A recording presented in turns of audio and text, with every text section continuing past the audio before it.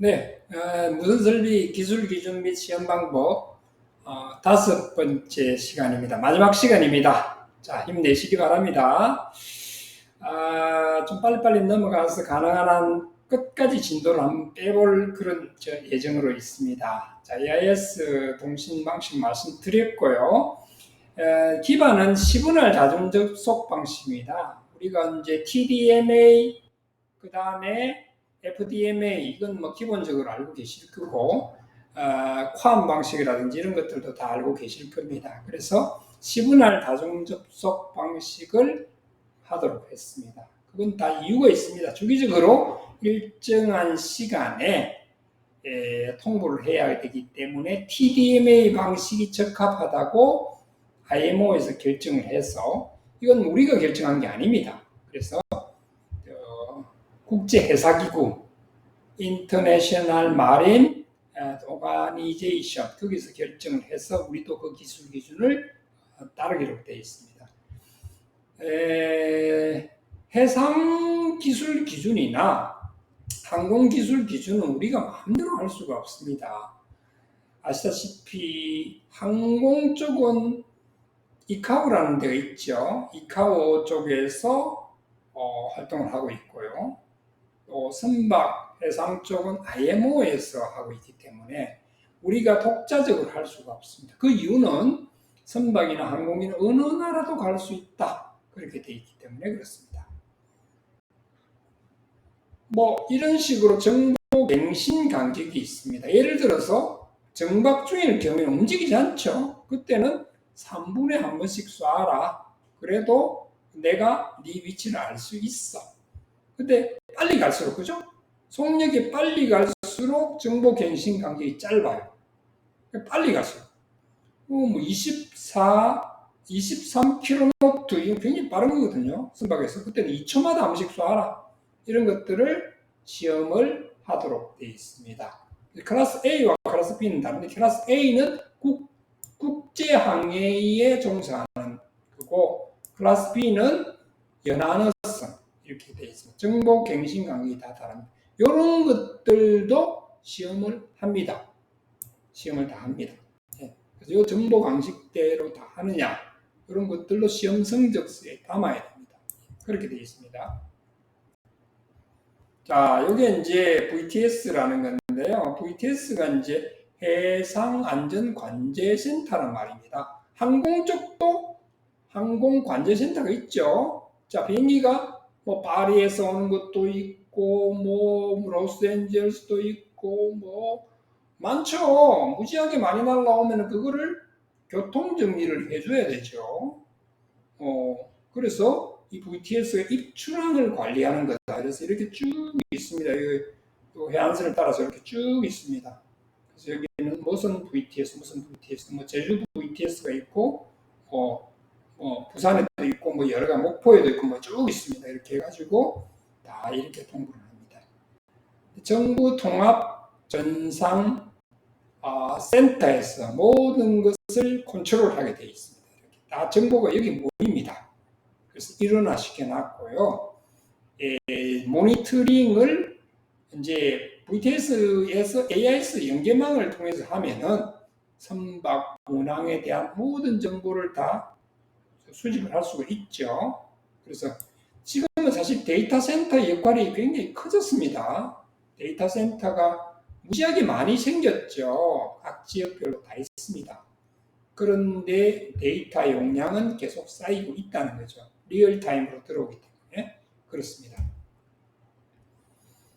이런 것들은 이제 뭐 MBDP라고 또 있는데, 이런 것들은 안전주파수 송수신하는 거고요. 주로 이제 주파수 대역은 이런 것들이다라고 뭐 참고하시면 되고요. 이거는 거의가 쓰지 않고 이제 그 DSC, 주로 이제 전환이 났을 경우에만 쓰고요. 통신 쪽에서는 잘 쓰지 않습니다. 왜냐하면은 엄청 좋은 인마세트 위성이 있기 때문에 그 위성으로 다 해버리지, 구태여 뭐 단파 이런 거 쓸 필요가 없다는 거죠. 전리층을 이용해야 되기 때문에 시시각각으로 변합니다. 그래서 잘 안 쓰고, 양방향 무선 전화 장치, 이거는 주로 이런 채널에서 전환 그 구조에 관한 그렇게 쓰는 겁니다. 생존과 구조정 또 이런 것들 쓰는 것이라고 생각하시면 됩니다. 참고적으로 한번 보시면 되고요. 그다음에 이게 이제 조금 중요한데 이 선박에서는 이것 때문에 문제가 많이 됐었습니다. 주파수는 121.5메가하고 406메가를 쓰는데 121.5메가는 항공 쪽에 통보를 합니다. 선박이라고 해서 선박만 통보하는 게 아니고요. 항공 쪽에도 통보를 합니다. 왜? 헬기도 와서 이 조난자를 구출을 해야 될 거 아닙니까? 그래서 항공 쪽에는 121.5메가로서 에머전시 상황을 통보하고요. 406메가는 위성으로 통보를 하게 됩니다. 위성으로 쏘아 올리면 코스파사셋 위성이 한국 배다 그러면 한국 해양경찰청에 통보가 됩니다. 그리고 주위의 선박에 바로 조치를 취한다는 거죠. 뭐 이런 것들도 있습니다. 내비텍 수신 중요하진 않습니다. 예, 여기 이제 EPIRB인데 여기 이제 위성이 떠 있죠. 이렇게. 예. 위성에서 이제 선박에도 통보를 하고 여기 이제 이렇게 가라앉는 거예요. 그래서 수심 4m가 되기 전에 이게 바다에 떠올라야 됩니다. 이 시험도 합니다. 근데 이게 시험 기간에서는 못해요. 왜냐하면 이 4m 깊이를 구현할 수 있는 게 없고요. 지금 현재로는 전파 시험 인증센터만 이 시험이 가능합니다. 참고적으로 하시면 됩니다. 혹시 이런 것들 인증 시험 의뢰가 들어왔을 경우에 EMC 시험은 시험기관에서 하시면 되고요. RF 시험은 전파 시험 인증센터에 의뢰를 하셔서 EPIRB 시험을 하시면 되겠습니다. 이게 이제 코스파사세트라는 좀 이름이 특이한 위성인데 아마 이런 위성들이 아까 말씀드린 대로 일론 머스크의 스타링크가 나오면은 다 없어질 위성이 아닌가. 근데 이게 이제 스타링크가 아무리 좋아도 상당히 그 부작용도 많이 있습니다. 왜냐하면은 지금 그 띄운 위성을 전체 합계해도 몇 천 개가 안 되거든요. 그런데 이게 일론 머스크는 뭐 몇만 개를 띄워버리겠다면은 나중에 우주 쓰레기 문제, 그 다음에 위성 간의 거리가 너무 좁혀져서 충돌을 할 수 있는 능력, 이런 그런 위험성, 이런 것들이 있을 수 있다는 거죠. 그렇게 되면은 굉장히 골치 아픈 문제가 발생됩니다. 그리고 천문 쪽에서 굉장히 우려를 많이 합니다. 지금도 이 스타링크 위성이 너무 많이 올라가지고 1000개 이상이 올라가 있다고 그랬죠.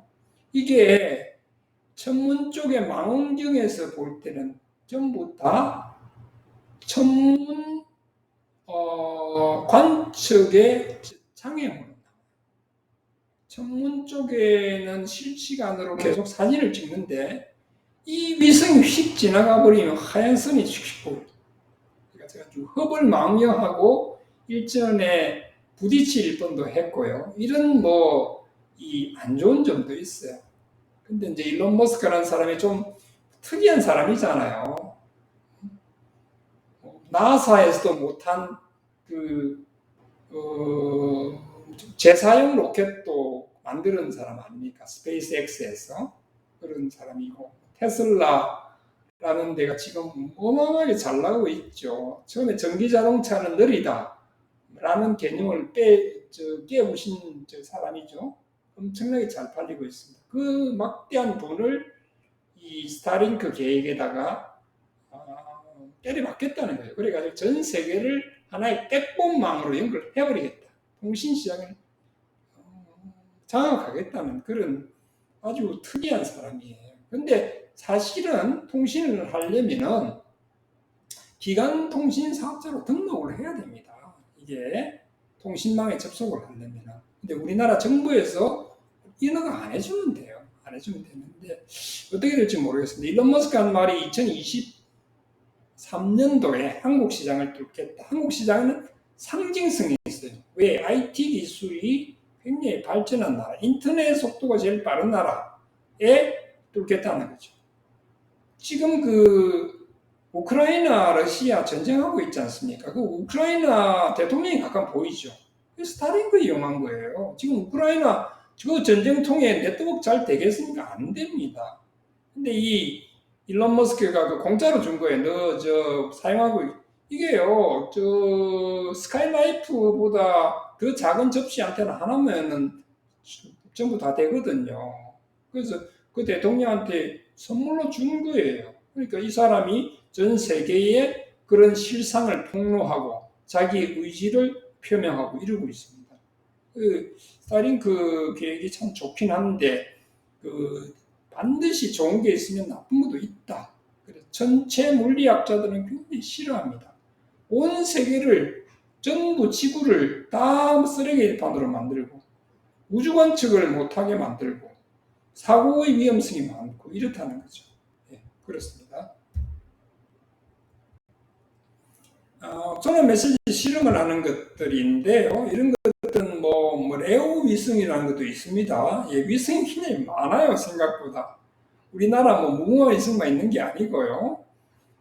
정지궤도 위성은 사실은 풀로 다 찼습니다. ITU에 등록이 안 됩니다. 지금 정지궤도 위성 이미 다 차버렸고요.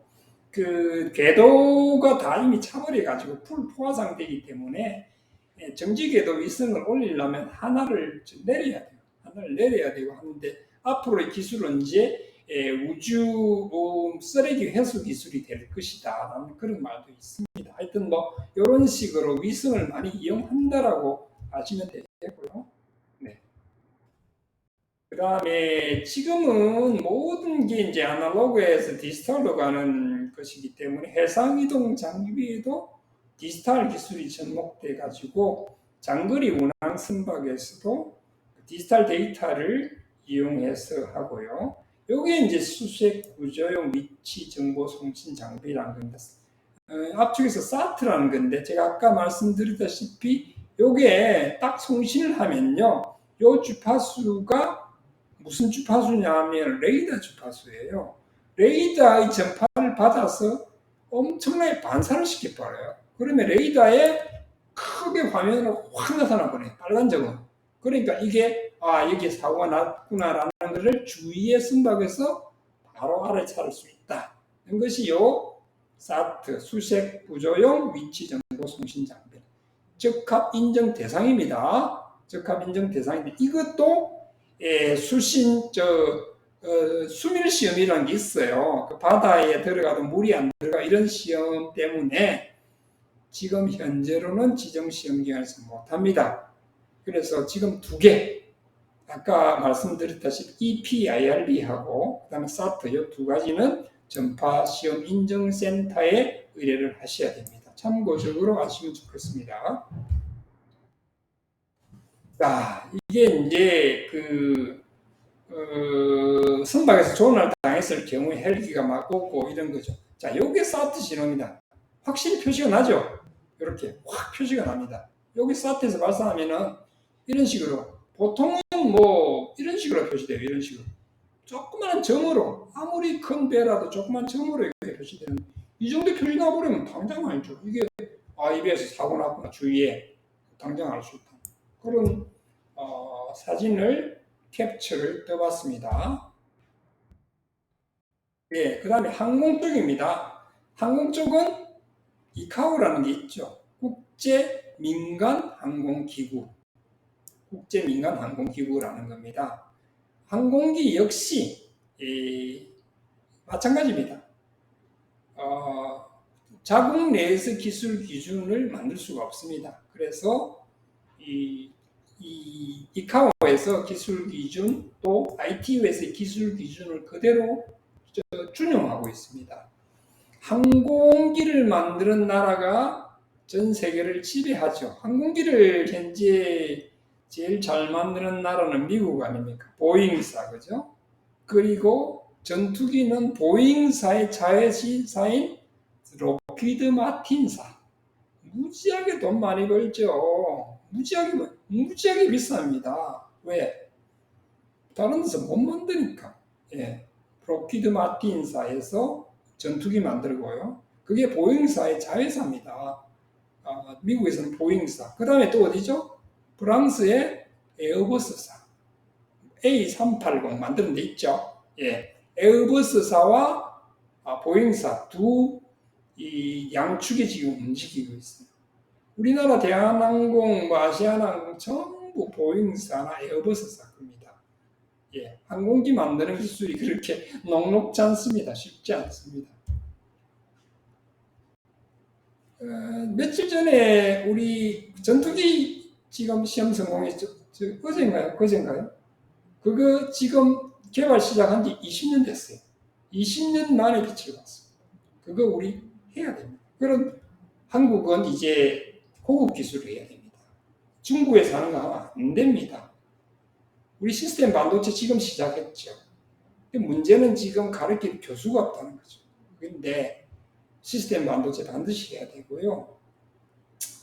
3나노 공정까지 우리 프레시 메모리는 기가 막히게 잘 만듭니다. 메모리는 한국을 따라올 데가 없습니다. 삼성전자, 다음에 SK 하이닉스.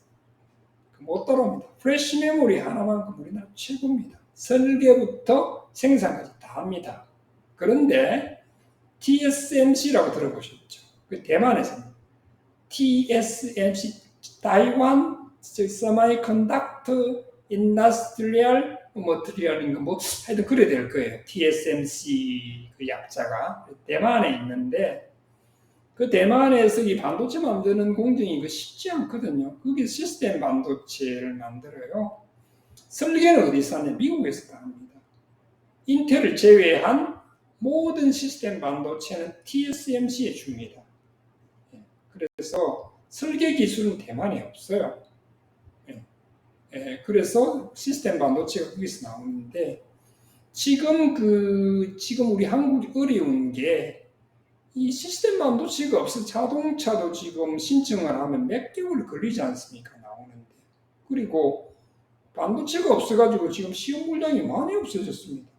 작년만 하더라도 이 코로나 팬데믹 상황 때문에 오히려 수요가 증가했거든요. 자, 우리가 웹캠이라든지 노트북이라든지 방송 마이크라든지 다 이게 전자파 시험 받아야 되지 않습니까? 인증받아야 되고 등록받아야 되고 했는데 이런 물량들이 많이 나왔는데 지금 올해 초부터 무슨 문제가 있냐면 시스템 반도체가 딱 안 나오니까 한국에 시스템 반도체가 없잖아요. 그런데 기판을 보세요. PCB라고 그러죠. 거기 보면은 반도체 하나가 들어갑니까? 10개, 20개 들어간다. 10개, 20개가 모델명이 다 달라요. 그런데 한 개만 없어도 생산이 된다, 안 된다? 안 되죠. 한 개만 없어도 못 만드는 겁니다. 그러니까 우리가 딜레이 될 수밖에 없는 거고요. 그럼 그 시스템 반도체는 생산을 똑같이 했는데 다 어디로 갔느냐? 돈 많이 주는 회사에 간다는 거죠. 텍사스 인스트루먼트라는 게 있지 않습니까? 미국 회사예요. 그게 다 사가버려요. 그래서 우리가 살려면은 지금 저도 뭐 제조업체하고 이렇게 우리 시험 물량 때문에 컨택을 많이 하는데 시스템 반도체 값이 30배가 올라가요. 30배. 이 말이 됩니까? 30배를 주고 이 반도체를 사와야 돼요. 그러면은 생산 단가는 무지 오르지. 무지 오르는데 판매는 옛날 가격으로 해야 된다는 거죠. 그럼 생산하겠어요? 생산 안 한다는 거죠. 생산 안 하니까 시험 물량이 적다는 거죠. 그렇게 돼 있습니다, 시스템이.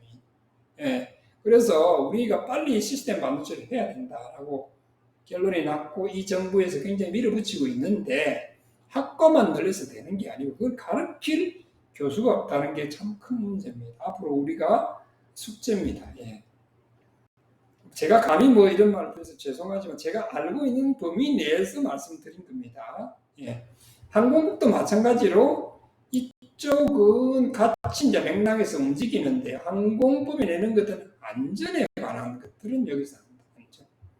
안전에 관한 항행에 관한 것들은 여기서 합니다. 그러나 통신에 관한 기기에 대한 것들은 전파에서 합니다. 기장이나 이런 분들도요, 전파법에 의한 라이선스를 가지고 있어야 됩니다. 항공무선 통신사라는 게 있습니다. 거기도 포네틱 코드 다 씁니다. 알파, 브라보, 차리, 델타, 에코 다 씁니다. 그거를 다 알아야 돼요. 그리고 항공통신은 무조건 100% 영어입니다. 한국말 한마디도 없습니다. 전부 영어로 해요. 한국 인천공항하고도 통화할 때도 영어로 해야 됩니다. 그렇게 돼 있습니다. 이카오에서. 그렇기 때문에 라이센스를 항공 무선 통신사 면허를 가지고 있어야 외국에 나갈 수 있다. 이렇게 돼 있고요. 그게 이제 어디서 규정하느냐면 우리 전파법에서 규정하고 있고 이쪽 이카오하고 같이 형평을 맞추고 있습니다. 그리고 반드시 말씀드렸다시피 적합 인정뿐 아니라 적합 인정, 무슨국 검사, 무슨국 허가, 무슨국 검사를 다 받아야 비행기가 뜰 수 있습니다. 그렇게 되어 있습니다. 마찬가지로 이제 이쪽도 통신에는 전부 데이터를 씁니다. 옛날에는 아날로그로 썼지만 다 데이터 쓰고요. 관제 쪽은 일부 아날로그를 쓰죠. 일부 아날로그를 쓰는데 전부 이제 하고 특히 계기 착륙 시설 같은 경우에는 전부 그 위성 항행 시스템으로 바뀔 겁니다. 지금은 이제 뭐 VOR이라든지 DME, 탁한 ILS 이런 거 쓰는데요. 앞으로 이렇게 많이 바뀔 거고 전부 이제 위성 기반으로 간다 이렇게 보시면 되고 주 감시, 이제 레이더 이런 것도 이거 다 달고 다니죠. 레이더 다 달고 다닙니다. 이런 것도 앞으로는 자동 항행 감시 시스템이라 그래가지고 항공기는요 항공기 충돌 방지 시스템이 되어 있습니다. 항공기만큼 안전한 게 없습니다, 사실은. 왜냐하면 선박은요 2차적인 거잖아요. 그 바다는 2차적인 평면 아닙니까? 근데 항공기는요 특이하게 가는 항로와 오는 항로의 고도 차이가 엄청나게 나요. 절대 충돌을 안 합니다. 상식적으로 알고 계십시오. 우리나라에서 유럽으로 가는 항로와요, 유럽에서 우리나라로 들어오는 항로의 이게 틀려요, 길이. 고도가 틀린다는 말이죠. 고도가 틀리면은 부딪힐 염려가 전혀 없어요. 그래서 굉장히 안전합니다. 근데 왜 사고가 나느냐? 사고가 나죠. 사고가 납니다. 보통 이제 그 항공기 통신에서 사고가 나는 거는 6개 내지 7개가 다 틀려야 사고가 난다 그래요. 그만큼 이 보안 장치가 잘 되어 있습니다. 그런데도 불구하고 사고가 나요. 항공기 충돌 방지 시스템을 켜놓죠. 그 다음에 항공기 앞에 레이더가 있죠. 모든 시스템이 다 자동이에요. 그런데도 사고가 나요. 참 신기합니다. 하여튼 그게 이제 만에 하나라는 말이 거기서 오는가 봅니다. 그 6개의 그 변수가 전부 다 틀려야 이게 사고가 난다는 그런 이야기가 있습니다. 여기 이제 그 항공기 운항 절차인데요. 사실은 이 깊이 알 필요는 없고요. 무슨 설비가 어떻게 쓰이느냐라고 아시면 되고, 이게 이제 여기서 떴습니다. 항공기 떠가지고 이렇게 올라가가지고 이제 항행, 이게 이제 가장 먼 거리죠. 그래서 출발을 할 때는 고도가 낮다가 점점 높여가지고 제일 높은 데서 항로를 결정하고 계속 계기 착륙, 계기로 그냥 비행을 합니다. 그러다 이렇게 내려오는 구조가 되어 있는데요. 이런 시스템으로 되어 있다라고 생각하시면 되고요. 그래서 이제 ITUR과 이카오, 이게 이제 항행 쪽에 주파수나 이런 것들, 또 통신 쪽은 당연히 ITUR 쪽에서 맡고 있고요. ITU-T는 없죠. 항공기에 선을 달아갈 수도 없습니다. 앞으로는 이제 와이파이나 이런 것도 그 항공기 내에서 무제한으로 제공이 될 겁니다. 예. 다 이제 달리면서 이제 비행기 안에서 와이파이에 접속한다는 말이 먼 훗날이 아닙니다. 다 됩니다. 이제 위성으로 연결하면은 쉽게 말해서 통신은 백본망 하나 제일 중요합니다. 어떤 네트워크를 연결하든 상관없습니다. LTE만 잘 되면 되잖아. LTE만 잘 되면 와이파이 테더링 하면 되는 것이고 이런 게 있기 때문에 백본망을 뭘 하느냐에 따라가지고 달라지는 건데 위성 기술이 어마어마하게 발전하고 있기 때문에 그쪽으로 접속을 할 것이다 라고 얘기는 하고 있습니다.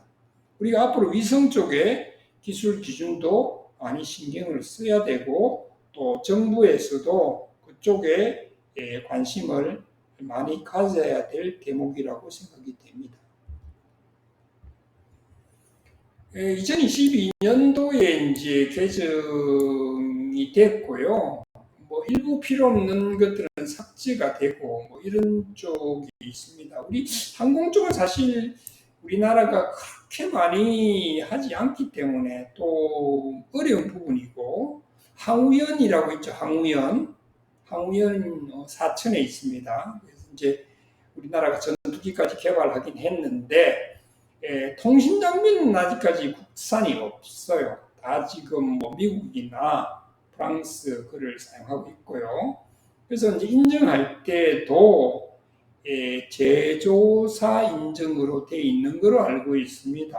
항공 쪽은 우리나라에서 그 시험 성적서나 이런 것들 제조사에서 또는 그 나라에서 발행한 시험 성적서를 인증하는 걸로 그렇게 고시에 되어 있는 걸로 알고 있습니다. 그래서 뭐 인증이 사실 이런 거를 뭐 갑자기 들어올 일은 없고요. 그렇지만 우리가 관심을 가지고 계속 통신 분야에 종사하면서 봐야 된다는 거죠. 뭐 이렇게 되어 있습니다. 무인 항공기 앞으로 이제 드론이라든지 이건 이미 뭐 다 활성화됐고요. 앞으로는 이제 항공기는 군사 또 뭐 전쟁하고 있지만 이런 것들도 다 무인으로 될 겁니다. 앞으로의 전쟁은 무인화된다 그러잖아요. 다 이제 뭐 이런 무인 항공기에 뭐 이런 폭탄을 싣고 가서 적 상공에서 떨어뜨려 버린다든지 뭐 이런 전쟁이 안 되겠나 싶어요. 사람이 뭐 군인이 가서 총을 쏘고 이런 거는 없지 싶습니다. 네, 그렇게 되고 다 위성에서 다 뭐 고해상 카메라로 다 찍어가지고 타겟 딱 하면은 여기서 뭐 폴을 쏴버린다든지 아니면 무인 항공기가 가서 뭐 투하를 해버린다든지 이런 전쟁이 안 되겠느냐 이렇게 생각되고요. 거기에 따라서 이제 계속 이런 설비들 이런 것들은 늘어날 거고 이미 국방부에서는 무인 드론 지금 쓰고 있죠. 국방용으로 굉장히 큽니다. EMC 시험 전파시험 인증센터에서 몇 년간에 걸쳐서 했습니다. 그 다음에 뭐 이런 것들이 있습니다. 이게 이제 그 조종석에서 보는 계기판입니다.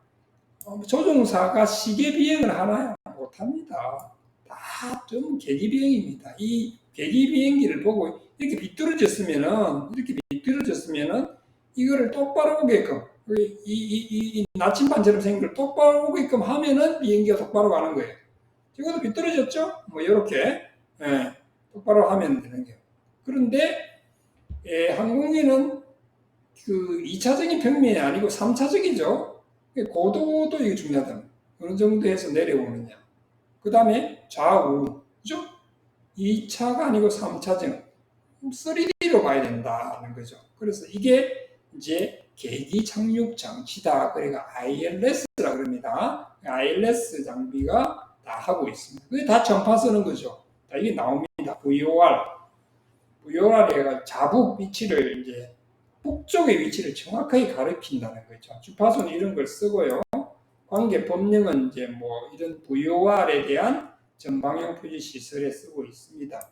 인정 대상은 아닙니다. 무승부 허가 검사 대상입니다. 그래서 보통의 경우가 항공 쪽에서는 기술 기준이 어떻게 되어 있냐면은 우리 그 시험기관하고 직결된 것은 거의 없고요.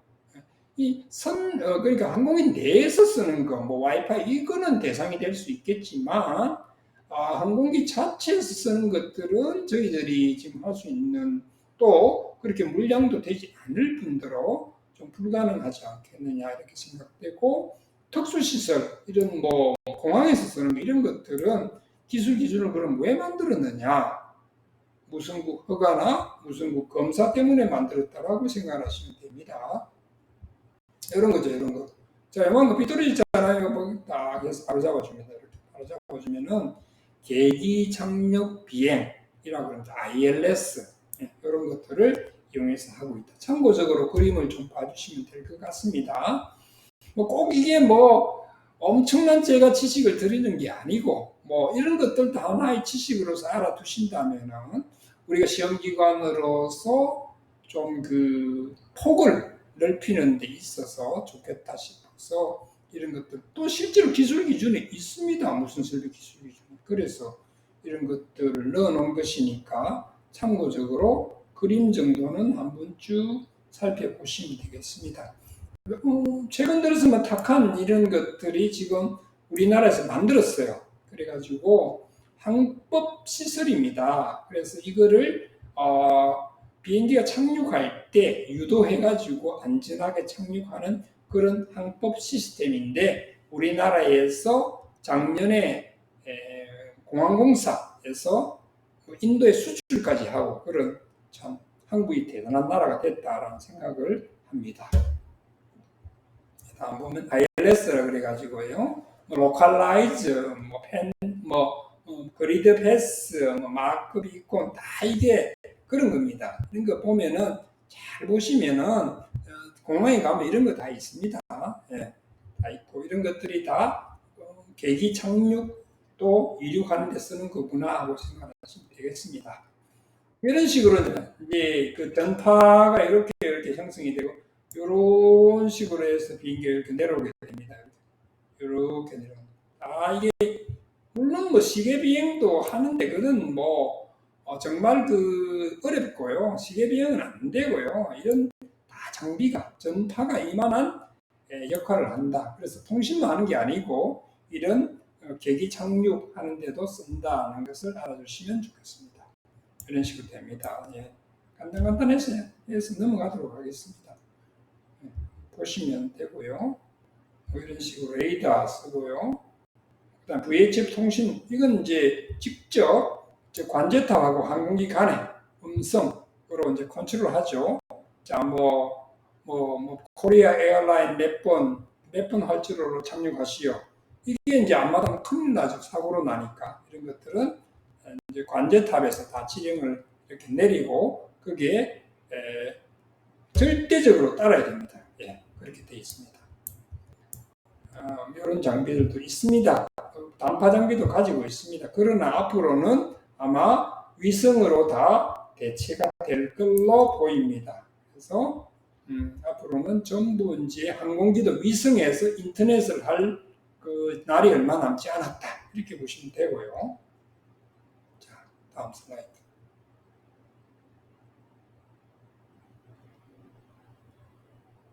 슬라이드가 잘 안 넘어가네요. 예, 나왔습니다. 뭐 이런 것도 다 그렇습니다. 그래서 GNSS 위성이라 그래가지고 또 이렇게 뭐 하는데 뭐 구름이나 이런 게 또 전리층이 있으면 약간 이렇게 휘고 굴절되는 거죠. 회절 굴절돼가지고 이런 신호의 왜곡 요소가 있다. 이런 것들을 보증해주는 장비도 가져야 된다. 이런 거를 이야기하는 거고 다 이제 위성 항법 시스템으로 간다. 그리고 위치 보강 시스템을 이용해서 정밀도를 향상시킨다. 뭐 이 정도만 아시면 될 것 같습니다. 네, 이것도 뭐 역시 마찬가지로 이런 뭐 그림만 좀 보시고요. 그 무시 전파를 쓰는 게 많아요. 우리가 보통 이제 인증 시험 하면은 굉장히 이 단편적으로 보시는데 굉장히 많습니다. 생각보다 무지 많습니다. 거의 뭐 생활에 안 쓰이는 데가 없고 또 운송기관 철도에도 무지하게 쓰거든요. 사실 우리가 몰라서 그렇지 철도에도 신호 장치라든지 뭐 제어 장치라든지 이런 것들이 전부 다 그 전파를 쓰는 그런 거라고 생각되고 앞으로 모든 모빌리티, 그 이동성을 가진 것들은 전파가 아니면 안 됩니다. 불가능하죠. 어디 광 케이블을 연결할 수도 없고, 이동하는 장비는 전파 아니면 안 되는 거예요. 빛은 한계가 있는 것이고, 그죠? 그래서 뭐 이런 거고요. 전기통신 사업용입니다. 전기통신 사업용은 우리가 시험을 많이 하죠. 특히 이동통신 설비. 자, 이동통신 설비도 조금 뭐 2시간 전인가 말씀드렸다시피 점점 주파수가 높아지고 있다라고 말씀을 드리고 싶습니다. 기술 기준도 거기에 맞춰서 올라가고 있습니다. 왜? 옛날에 황금 주파수라는 말 들어보셨죠? 황금 주파수. 황금 주파수가 뭐예요? 엄청나게 좋은 거 아닙니까? 비싼 주파수. 자, 우리가 이동통신에서는 전기통신 사업자라고 그러죠. 전기통신 사업자가 지금 세계의 빅 3가 있죠?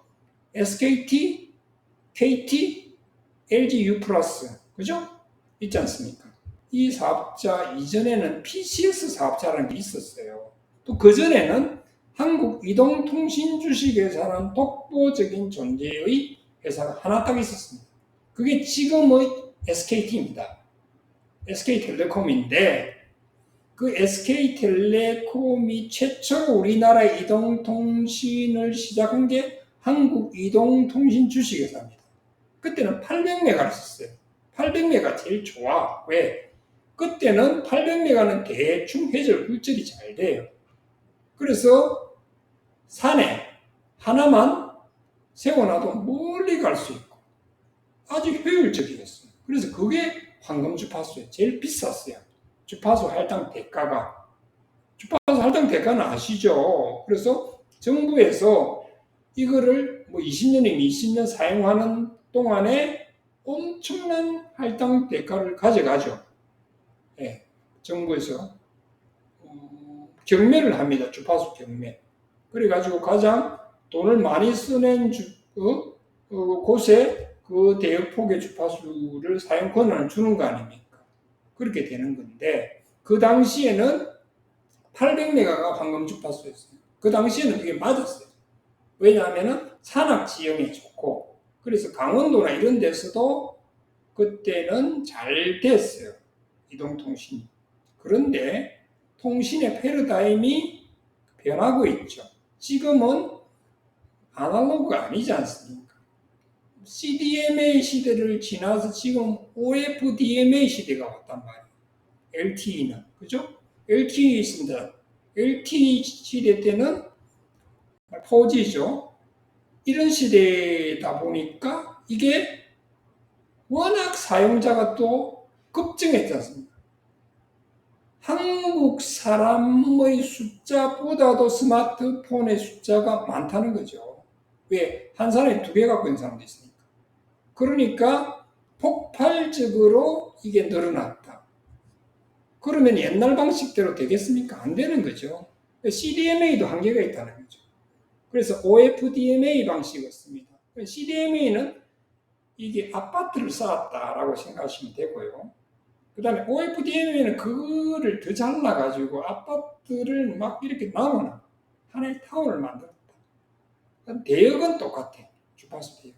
그런 기술 아닙니까? 그죠? 그렇게 이제 변화가 왔는데, 그러면 그 효율적이라는 게 옛날하고 지금하고 달라졌다는 거죠. 옛날에는 그게 맞았는데 지금은 이 직진성이 좋아야 또 주파수가 높아야 대역폭이 넓어지고 통신의 트래픽이 좋아야 된다는 거죠. 그래서 지금은 황금 주파수가 얼마냐면 2기가 됩니다. 지금 LTE 주파수가 보통 2.1기가 뭐 2.6기가 뭐 이렇게 돼요. 그게 황금 주파수예요. 근데 이게 또 통신의 패러다임이 또 바뀔 겁니다. 또 더 올라갈 거예요. 앞으로 이제 6G 보지 않습니까? 6G. 6G는 테라헤르츠예요. 기가의 1000배. 테라헤르츠 단위가 온다. 그러면 단위셀이 엄청 좁아지죠. 그렇게 되면은 출력은 작고 주파수는 올라간다. 이렇게 되는 거죠. 그래서 황금 주파수라는 것은 시대에 따라서 변한다는 거죠. 옛날에는 800메가였어. 지금은 2.1기가로 왔다가 다시 이게 테라에러스로 가는 그런 시스템이 된다는 거죠. 네, 그래서 지금 여기 보면은 PCS라고 나오죠. 옛날에 초창기 CDMA는 얼마? 800메가. 이게 황금 주파수였어요. 그러다가 PCS 사업자가 나왔죠. 이때 주파수가 보통 1.8기가를 썼어요. 1.8. 이게 또 황금 주파수였어요. 지금은 WCDMA를 거쳐서 LTE 방식 아닙니까? FDD 방식에. 네. 주파수를 보시면 2.6기가 막 이래요. 2.5기가, 2.1기가. 이게 황금 주파수라는 거죠. TDD 방식은 2.5기가, 2.6기가. 그런데 5G는 보세요. 26기가, 그래서 29기가. 이렇게 변한다는 거죠. 이래서 이게 점점점 주파수가 변하고 있다. 이게 이동통신의 패러다임이다라는 거죠. 그래서 우리 시험기관도 여기에 대비해서 준비를 해야 된다는 거죠. 근데 이제 5G가 잘 안 돼, 사실. 그 이유는 아까 말씀드렸죠. 무지하게 돈이 많이 드는 그 작업을 이 3개 이동통신사에서 안 한다는 거죠. 그래서 잘 안 터지는 겁니다, 지금 5G가. 그래서 아마 제가 볼 때는 5G가 엄청나게 활성화될 것 같지는 않고요. 6G로 아마 넘어가지 않을까, 그런 생각을 하고 있고, 통신의 패러다임은 그렇게 변화하고 있다. 이 정도만 아셔도 우리가 상식적인 측면에서 많이 이해가 가실 걸로 생각이 됩니다. 5G를 하려면 또 특수한 챔버가 있어야죠. 이게 또뭐 보통 챔버 가지고 안 됩니다. 왜 28기가를 하려면 이 무지 성능이 좋으면은 해야 된다는 거죠. 이게 뭐 기가 단위에서 뭐 2배의 주파수가 되면은 장비 값이나 이게 2배가 되는 게 아니고 2배가 되면 장비 가격이 10배가 돼버린다는 거죠. 그래서 이게 쉽지 않은 결정을 해야 된다라는 거고요. 네. 자, 이게 이제 FDD 방식과 TDD 방식의 차이점을 나타낸 거예요. 항상 통신은 완웨이가 아닙니다. 일방적으로 통신하는 것은 브로드캐스팅이라고 그러죠. 브로드캐스팅, 그건 방송이에요. 통신은 뭐예요? 투웨이죠, 투웨이. 커뮤니케이션이라고 그러지 않습니까? 양방향이 돼야 통신이 되는 거죠. 그래서 당연히 업링크와 다운링크가 있는 거죠. 업링크와 다운링크 주파수는 달라요. 이렇게 되어 있습니다. 그 다음에 이동통신에서 가장 중요한 건 링크입니다. 그죠? 셀과 셀 단위를 넘겨줘야 돼요. 그게 속도가 느리면 이 링크가 끊어져 버려요. 통신이 안 된다. 그리고 이동통신의 패러다임이 어떻게 변하느냐? 지금은요, 음성통화를 많이 하니까 데이터를 많이 씁니다. 월등하게 데이터를 많이 쓴다는 거죠. 자, 보세요. SNS, 문자, 그 다음에 또 영상 뭐 이런 거 보면은 훨씬 데이터를 많이 쓰지 보이스 통신하는 거는 거의 없어요.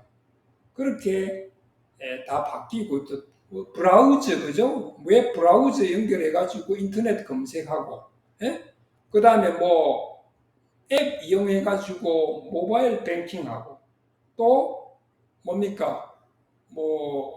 페이스북 같은 거 SNS 연결해가지고 그러지 않습니까? 그러면 다 데이터예요. 지금 음성 그냥 무료로 줍니다. 이동통신사에서. 이미 설치되어 있는 거 쓰는 문제가 아니에요. 데이터가만 받는다는 거죠. 그렇게 통신이 변하고 있다. 그래서 업링크, 다운링크에서 가장 중요한 것은 뭐예요? 속도예요, 속도. 업링크와 다운링크에서 가장 중요한 것은 속도입니다. 속도를 많이 내려면 어떻게 해야 돼요? 대역폭을 넓혀요. 대역폭을 넓히려면 낮은 주파수에 돼야 안 됩니다. 높은 주파수 올라가요. 이렇게 자꾸 연결고리가 된다는 거죠. 그래서 결국은 우리가 높은 주파수를 쓸 수밖에 없다. 자, 높은 주파수의 것을 많이 쓰게 되면 어떻게 돼요? 시험기관들도 미리 높은 주파수의 스펙트럼이나 또는 챔버나 시그널 제너레이터나 그 다음에 이 이동통신에서는 콜 장비 중요하죠. 준비해야 된다는 거죠. 방법이 없습니다. 그리고 전자파 흡수율 또 주파수를 계속 올려야 돼. 방법이 없잖아요. 디바이스가 자꾸 그런 게 나오는데 지금 현재를 고집할 수는 없는 단계죠. 근데 이게 참 경제 논리인데요. 이게 뭐 투자를 계속 해야 된다는 그런 것들 때문에 이제 경제 논리인데 이런 것들이 사실 중요하다. 그죠? 뭐 여러 가지 드릴 말씀은 참 많습니다만 뭐 이런 것들은 또 다음 기회에 또 뵈야 될 것 같습니다. 지금 이른바 이제 5G 통신에 왔는데요. 슬라이드만 보고 정리를 하도록 하겠습니다. 지금 TDD 방식을 쓰고 있고요. 근데 사실 이 그림을 보시면 지구가 이렇게 있는데 5G를 하는데 그렇게 많지 않습니다. 솔직히 이렇게 돼 있습니다. 돼 있고 또 요게 이제 그 뭐 슬라이드만 쭉 한번 보시고 무선 쪽에 이런 이제 위성 쪽에 이제 계속 뜨고 있다. 뭐 그런 그 내용들을 쭉 한번 봐주시고요.